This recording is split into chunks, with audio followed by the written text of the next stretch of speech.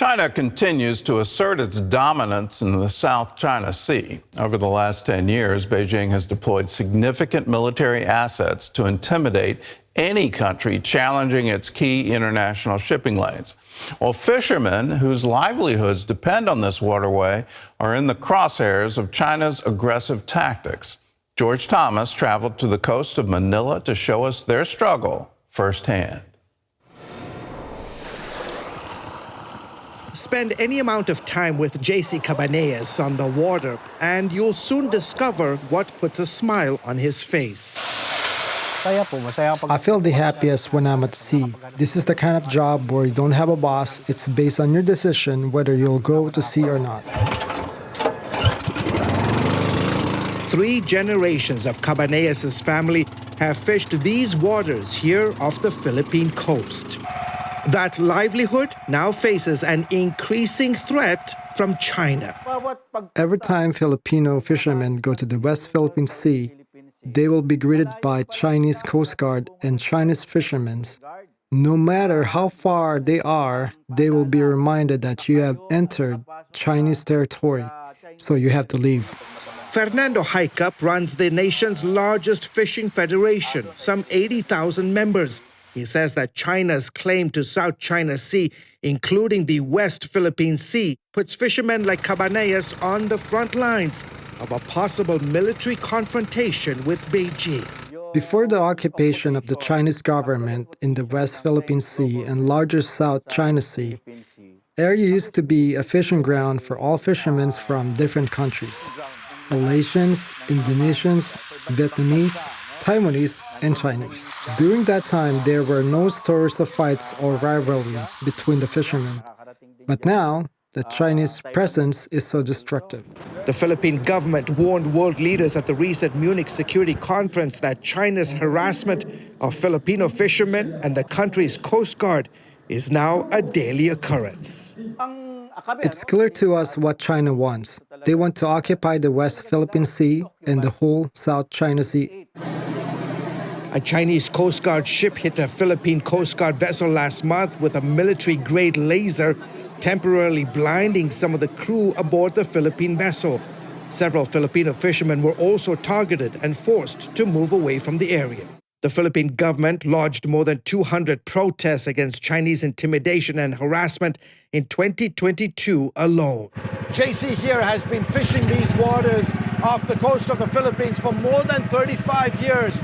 And today, so many of his colleagues who fish these same waters are urging the Filipino government to do more to challenge the Chinese.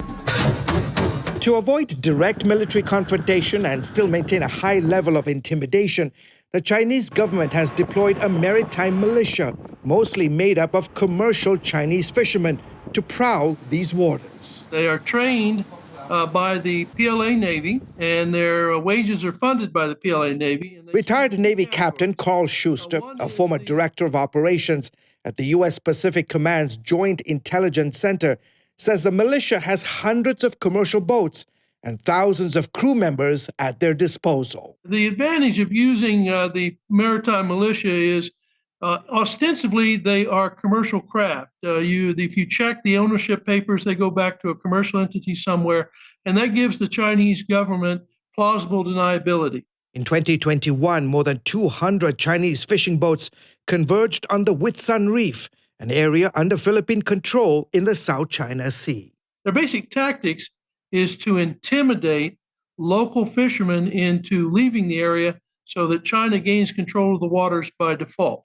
The militia, dubbed as China's Little Blue Men because of the blue-painted color of their vessels, are trained to carry out offensive maneuvers, especially around disputed territories. It's called gray zone operations. They stop short of committing an act of war, but they will use their water cannon on local fishing boats. They'll bump them, ram them, sink them, and then leave them.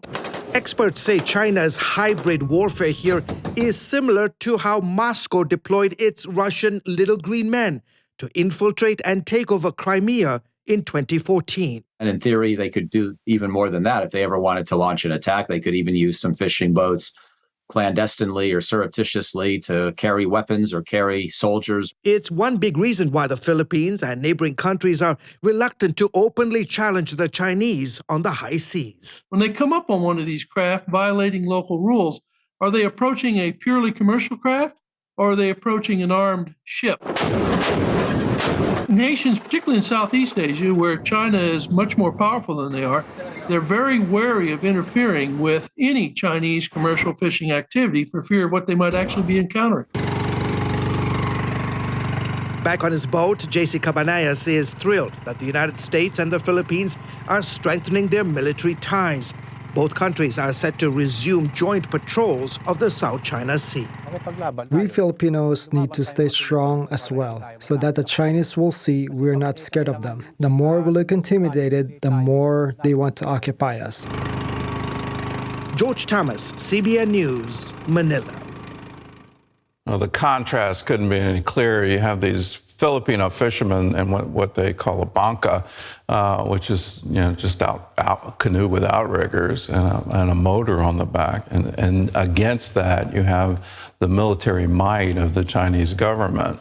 It's a very unequal battle, but this is what's going on right now. China still has this dream that they're the Middle Kingdom. And when you understand what the Middle Kingdom means, it means that it has hegemony, it has control over all the nations surrounding it, that everyone has to come and pay tribute to them. The initial expansion was to Tibet, and let's take over Tibet.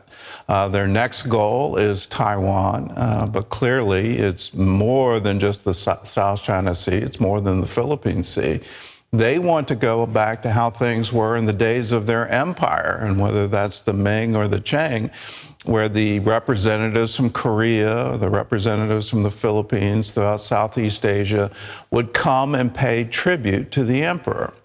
If that's their dream going forward, I would encourage them, please don't go back to that. You struggled with that. You called it feudalism. You thought it was oppressive to your own people. Why would you try to reinsert that pressure and that awful oppression on your neighboring countries? Wouldn't it be much better to follow the words of Confucius? I love the Chinese people. I love the Chinese culture. It's one of the oldest cultures on the planet. And the reason is they followed some very simple principles. Here's the principle. Do not do unto others what you would not want others to do unto you. Those are very wise words. It's called the reverse golden rule. Christians follow, do unto others what you want others to do unto you. It's the reverse of that.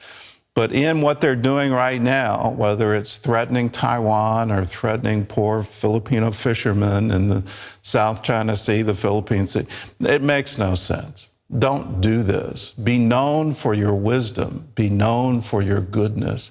Be known for your kindness. Those are all Confucian ideals as well. Please, for everyone's sake, follow them. The other pathway, it will lead to conflict. It won't lead to peace.